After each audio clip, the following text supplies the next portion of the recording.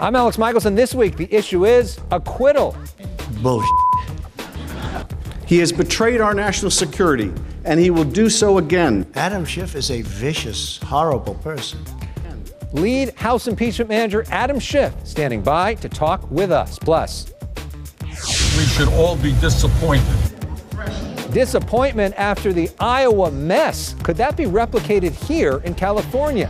California's top elections official, Secretary of State Alex Padilla, is here. Also with us, Variety's Elizabeth Wagmeister and Ms. Movie Phone, Gray Drake, talk about the politics of entertainment on this Oscars week. The Issue Is starts right now. Broadcasting across California, California's only statewide political show.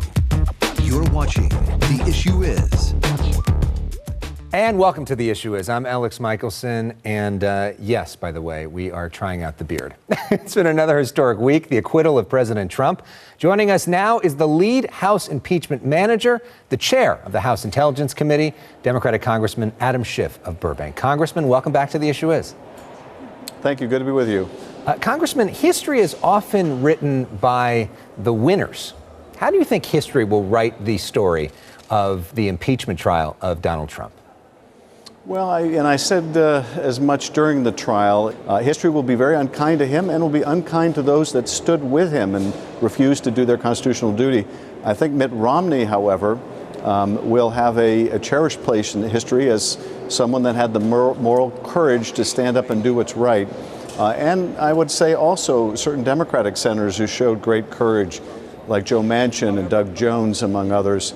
So there are some profiles in courage here that history will be kind to, but the decision by senators not to have a real trial or a fair trial, not to allow witnesses and evidence, and then to say, nonetheless, the House proved its case, but we refuse to convict, will not reflect well on them. But you mentioned Mitt Romney. When Mitt Romney gave that speech, what went through your mind having made that case? And were you surprised? I was surprised, and what went through my mind is, I had said in my close, is there a single one among you who will be the David that stood up to Goliath? Because even a single person of courage can change history. I didn't know whether there would be such a person. It turns out that person was Mitt Romney, and that this was the nominee, Republican nominee for president in the last cycle before Donald Trump. That he would have the courage to do it, be the first in history to vote to convict and remove a president of their own party, was an extraordinary act of, I think, of faith and courage. And what's more, to me, I talked about at the end of the trial how the founders presumed that we would have sufficient virtue for self-governance. And I think that's exactly what Mitt Romney showed, and it gives me a lot of optimism coming out of this trial. President Trump doesn't like what Mitt Romney did, and he doesn't like you very much either. Here's what President Trump said about you this week. Adam Schiff is a vicious, horrible person. So he described you in the two words as vicious and horrible. What are two words you would use to describe President Trump? Well, I don't know, but I will say this, it's his habit, and there must be a pathology to it, to project onto others his own lack of morality. And I think that's what you see here when he attacks others for being mean or vicious. That's his characteristic. And, and it really drags the presidency down. I think it pulls the country down. We've never had someone so debase their office by engaging in these kind of personal attacks and rhetoric. But he only diminishes himself. And for me, it's nothing new. I'm used to his taunts. They've been going on for over 3 years now. So what are your two words for President Trump? Well, I don't know that I have two words, but I would say start acting like a president, put the country first, but at the same time, he is who he is. And I think we have seen enough to know that's just not his character. He doesn't have the kind of character we want in a president of the United States. You never really know how important character is in the highest office in the land until you have someone without it. And now we're seeing that in spades. You believe that President Trump should be removed from office today. But after this trial, he's been acquitted. He's admitted no wrongdoing. His fundraising is up. His poll numbers are up. Is it possible that impeachment actually made it more likely that he will not only be president for the rest of this year, but for the next 4 years? I don't think so, but frankly, the political calculus of whether impeachment would help or hurt in 2020 never was a question for me. It's not something that I was preoccupied with or really thought I should even try to answer. We had a constitutional duty to do. The president committed high crimes and misdemeanors. Even Republican senators that couldn't bring themselves to show the kind of courage Mitt Romney did acknowledged that we had proved him guilty. So we did our constitutional duty. And I do think that we performed an important task in holding this president accountable. And I think we exposed the president's scheme to the American people. So that both the public and the Congress can be vigilant as we go forward to the election. We can be vigilant for other efforts by this president to try to cheat. So if he gets reelected after all this was all worth it? Well, I think whether he gets reelected or not will depend on the strength of the Democratic candidate for president and our ability to turn out voters. If the Democrats turn out voters, then he is relegated to the dustbin of history. One of the only Republicans that maybe was really actually listening to your case was Susan Collins, somebody you were potentially trying to win over. She's the moderate Republican senator from Maine. She said you made your case, and then she said this to CBS News, something she tried to walk back with Fox News. Take a look. I believe that the president has learned from this case. The president says he did nothing wrong. Why do you think he learned something? He was impeached. So why do you have that feeling that he has changed, that he learned a lesson? Well, I may not be correct on that. It's more aspirational on my part. What's the lesson you think President Trump took away from this? And do you think he's even more emboldened to do this again? Well, I don't know what lesson he took away from it except aggrievement. That is his modus operandi. In the meandering press conference or whatever it was he held yesterday, he complained incessantly about how unfair the world is to Donald Trump, this man that was born rich and is now the president of the United States, but nonetheless feels like he's the world's biggest victim. I would only say in terms of Susan Collins, none of us who have watched the president over the last 3 years could have any reason to believe that he would be repentant, that he would acknowledge his own wrongdoing, that he would learn from this. He is who he is. Nothing matters to him except himself. And this is why he's dangerous. But what does that mean? You got to be vigilant in Congress. You just tried to impeach him and you lost. And so if he does this again, which he says there's nothing wrong with doing it again, what happens to him? Well, we have to do our best to prevent him from inviting foreign interference in our election, and prevent him from seeking to corrupt those elections with foreign help. So how do you do that? And there are ways that, well, we do that by watching vigilantly the intelligence about what foreign nations are doing, exposing what foreign nations are doing, exposing what the president is doing, and calling upon the American people to reject it. So just a question about you, though. For a lot of our viewers can relate to, like, they have a big presentation at work, they're nervous, or they have to give a big speech. Some people can relate to being an athlete and being nervous before a game. What was it like for you as a man, as a citizen, as a lawyer, as a congressman, to go through this process, to be in front of the Chief Justice of the Supreme Court, to be the lead guy? What was this whole thing like for you? Well, I certainly felt a great weight of history on my shoulders. I think all of us that were managers felt that way. The first time we walked onto the Senate floor carrying these articles of impeachment, something that's only happened 2 other times in the history of the country, you feel, a great sense of the moment. But it's like many other things. Once you're in that moment, once you begin your task, you start to forget about the fact that millions of people are watching around the country, or the significance of every argument that you make, and you just do your very best. And I'm really proud of the case that we put on. I think we put on the strongest possible case. I think we proved our case. But all of us, felt the immensity of the experience and what it meant for the country going forward. And we did so, I think, full in the knowledge that we would be treated well by history for standing up for the values that have always been at the heart of what America means. Do you get any sort of break now? I mean, you've been going nonstop forever, it seems like. And if you do get a break, what do? Do you like binge watch The Bachelor? Do you play sports? Like what does a break look like for you? Yeah, well, I'm glad you asked that question. It has been quite grueling, and you know, the past couple of months more so than at any other time in my career in Congress. So I am looking forward to a break, a breather.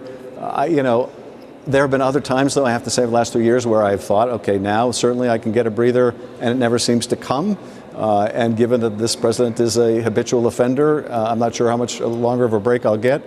But when I do get the opportunity, I love to go to the gym, I love to run, I like to go to the movies and dinner with my wife. You know, I can't tell you how much I enjoyed after the trial sleeping in and not setting the alarm for the first time. That was just heaven. You tend to appreciate the little things when you're sensory deprived, but my favorite thing is still dinner or movie. Well, and speaking of that, you know, it's Oscar week back here at home. So we love to play music on this show. This week we're playing music from the Oscar-nominated songs. So we're playing for you, this is from Harriet. Cynthia Erivo sang this song. Do you have any favorite movies? Any Oscar favorites? Well, I think this was too late for Oscar contention, but I got to say I saw The Gentleman about a week ago. It's fantastic. So highly recommend that to your viewers, The Gentleman. I'm amazed you got a movie in the last couple of weeks. That's impressive. Congressman Adam Schiff, thank you so much for the time. We appreciate it. And great to have you on The Issue Is. Thanks, Alex. Up next, we're talking about that mess in Iowa this week and how that might be prevented here in California. The top election official in California, Secretary of State Elex Padilla, is with us when we come back.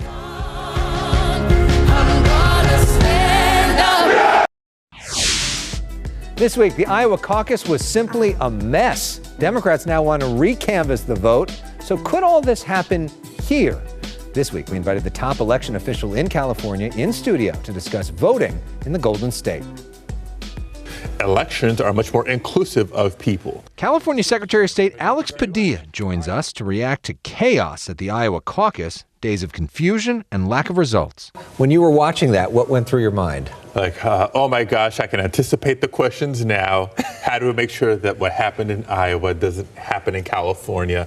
So I have some good news. Padilla says there's a big difference between Iowa's caucus system and California's election system. Among the differences, caucuses are run by the political party. Our elections are run by election officials at the state and the county level. Iowa Democrats relied on a faulty app for reporting data. We don't use apps in California for casting ballots, for counting ballots, or for reporting results. A record high 20.5 million Californians are now registered to vote, 3 million more than in 2016. I'm expecting not just record registration, but record turnout because the interest is there, and now there's multiple opportunities to be able to vote.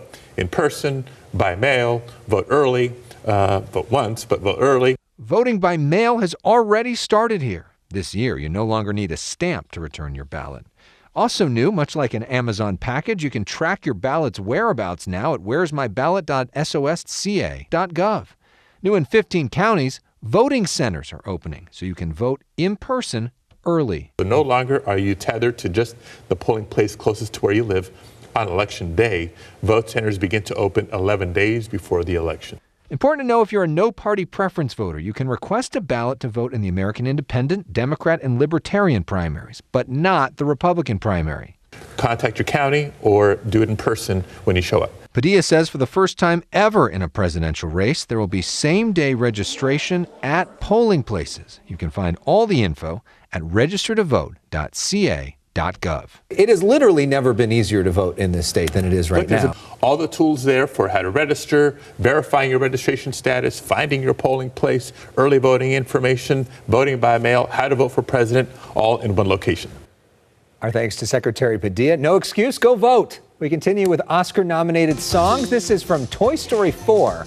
I Can't Let You Throw Yourself Away, which I know is about Buzz and Woody, but also could be about voting integrity, right? Probably not, but okay. Up next, we talk entertainment. Elizabeth Wagmeister, Gray Drake here. Stay with us. 제시카 외동딸 일리노이 시카고 과선배는 김치모 그는 이사촌.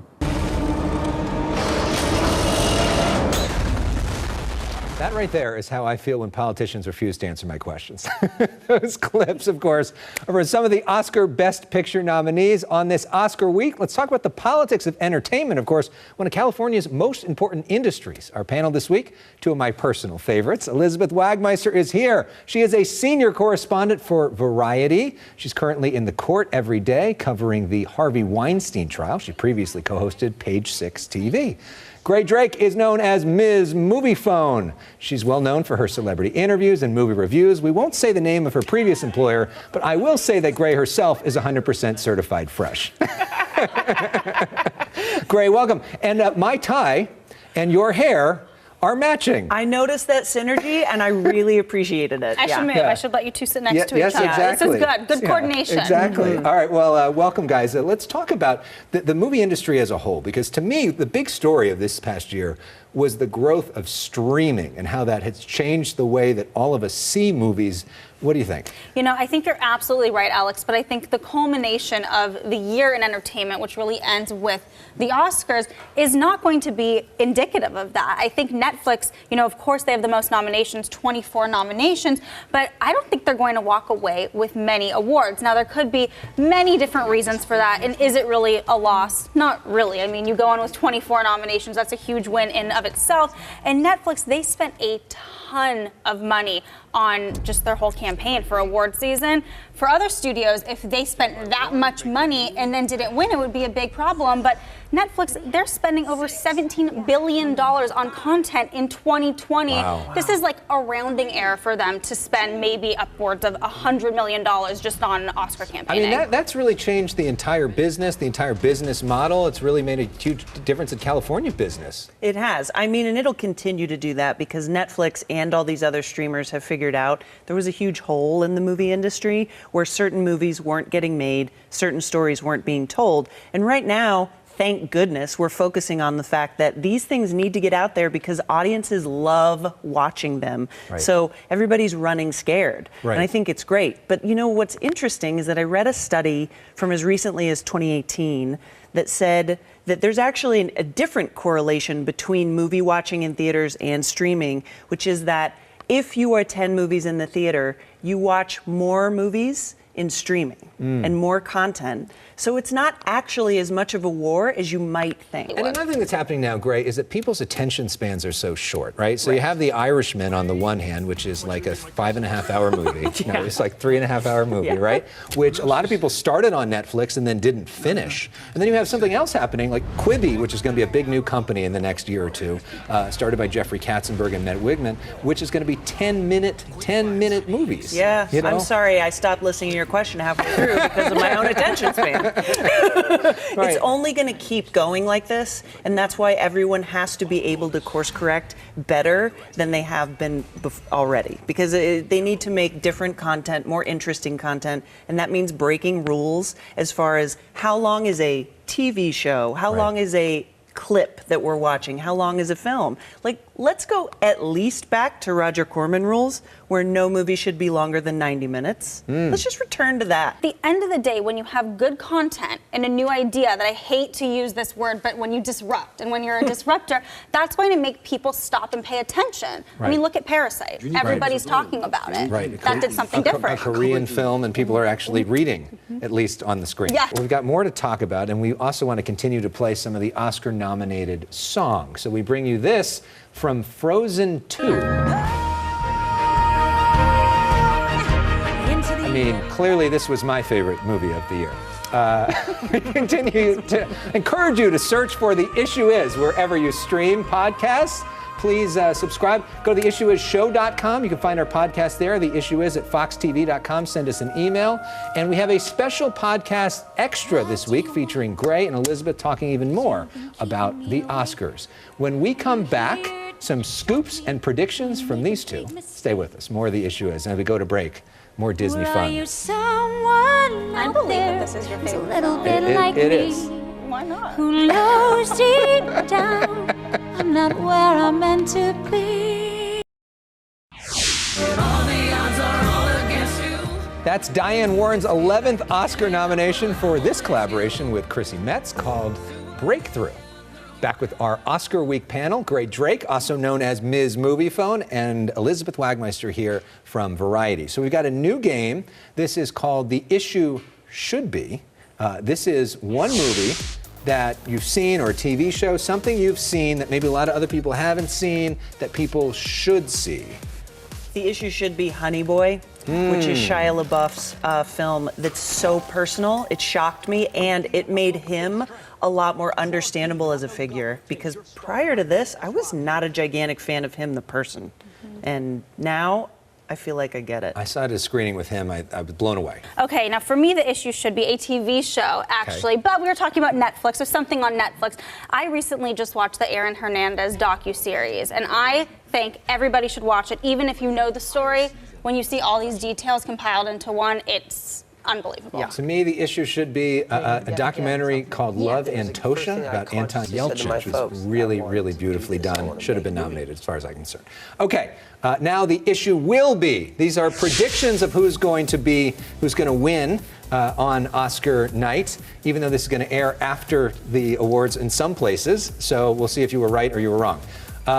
Elizabeth, we'll start with you. Who's going to win Oscar night? Best Picture. Best Picture. I am saying 1917. You know, I think this is a film that came out to great reviews, has been doing extremely well at the box office, and it came out late in award season, so it's top of mind for voters. I think it'll be 1917 for the exact same reasons. Also, everybody agrees it's good. But I would love it if Parasite won.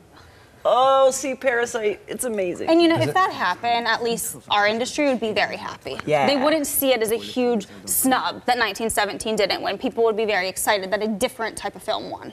Parasite would have a much larger cheers in the room if it won than 1917, which is like a welcome old, surprise. White, boring, and British. But also amazing. Great. Amazing as well. Okay, I think the winner for the Best Original Song is going to be Elton John. I'm Gonna Love Me Again from Rocket Man.